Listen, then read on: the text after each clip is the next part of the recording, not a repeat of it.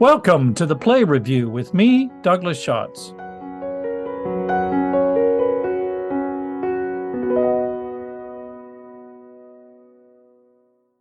Hello, patrons in the stalls, and welcome to another Play Review. This is a review of the RSC's production of A Midsummer Night's Dream at the Barbican in London, which I'm flying solo on because the run ends very soon, and I know that Jody isn't seeing it until later this week. This production had its first outing in Stratford in the winter of 2024 and garnered very good reviews, so I was keen to see it and just couldn't fit it in before Christmas. The show is directed by Eleanor Road, but it's fairer to say that what we see on the stage is the product of a whole creative team, including set and costume design, lighting, sound, music.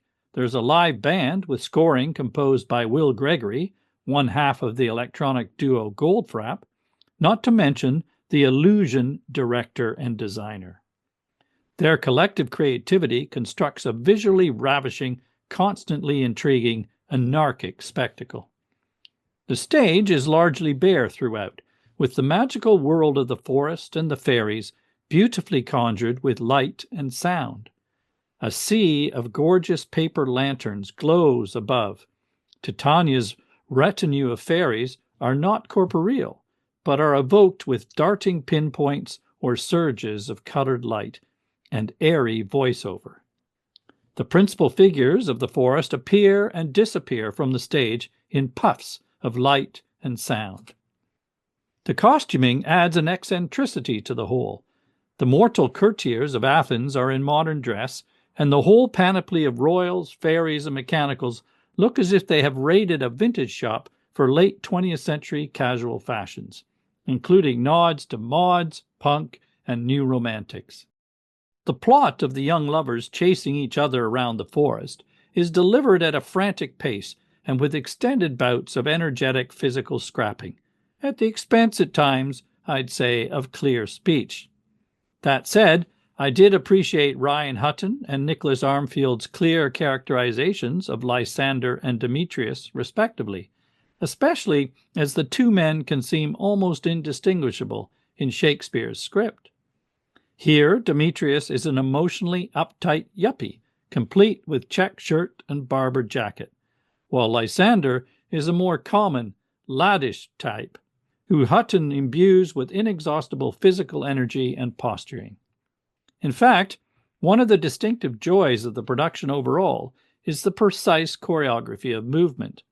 Every gesture and gait are precisely patterned, with characters mirroring each other's rhythms and shapes, and the mortal characters evoking the pull that the fairies have over their bodies, which reaches its peak in the wonderful sequence where Puck magnetically leads the four lovers on a merry dance through the woods. Boadicea Ricketts as a sultry put-upon Helena and Dawn Sievewright as a feisty Scottish punk Hermia give high-octane performances as the two lovers who are in turns adored and spurned by their men and find themselves in their own snarling fight. At times, the volume and intensity of their altercations came at the expense of clarity in their delivery of the lines, however. The focus of the promotion for the production has been on the casting of Matthew Bainton as Bottom. He'll be known to many from his TV appearances in Ghosts and Horrible Histories. In some ways he is cast against type, for he is a sweet, even elegant Bottom, a tall, thin figure in sharp, chalk-striped suit. His dedication to the Mechanicals' theatrical enterprise is touching, finally reaching fruition with his fully committed thespian performance as Pyramus in the play within the play.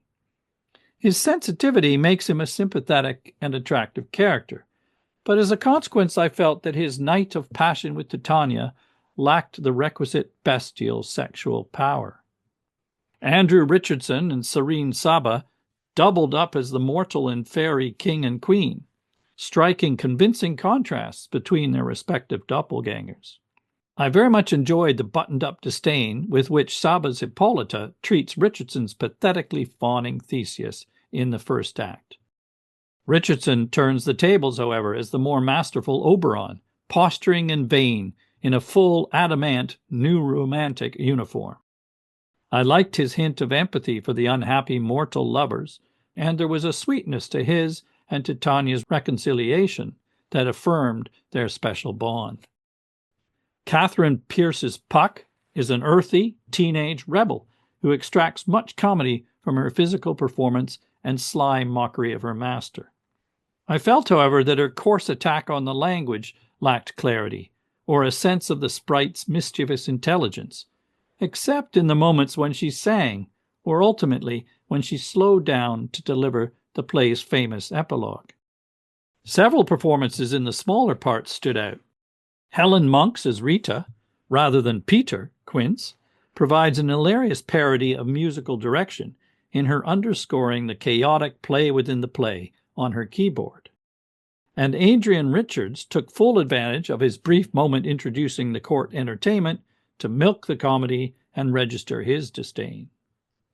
Emily Kundick almost steals the show impersonating the wall in the irresistible fiasco that is the Mechanicals' performance of Pyramus and Thisbe in the final act.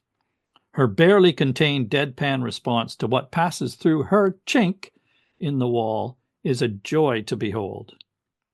Indeed, ironically, for all the pyrotechnical creativity in the design of this production, it is the simple, inventive stagecraft of the amateurs delivering their hapless rendition of Pyramus and Thisbe that brought the house down.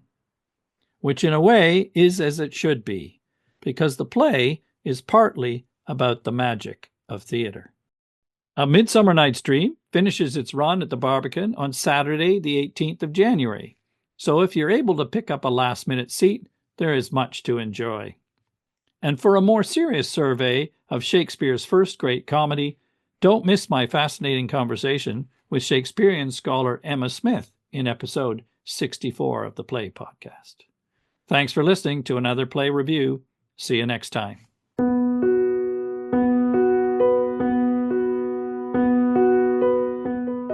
We'd love to hear what you think, so please visit theplaypodcast.com to share your comments or email us at plays@theplaypodcast.com.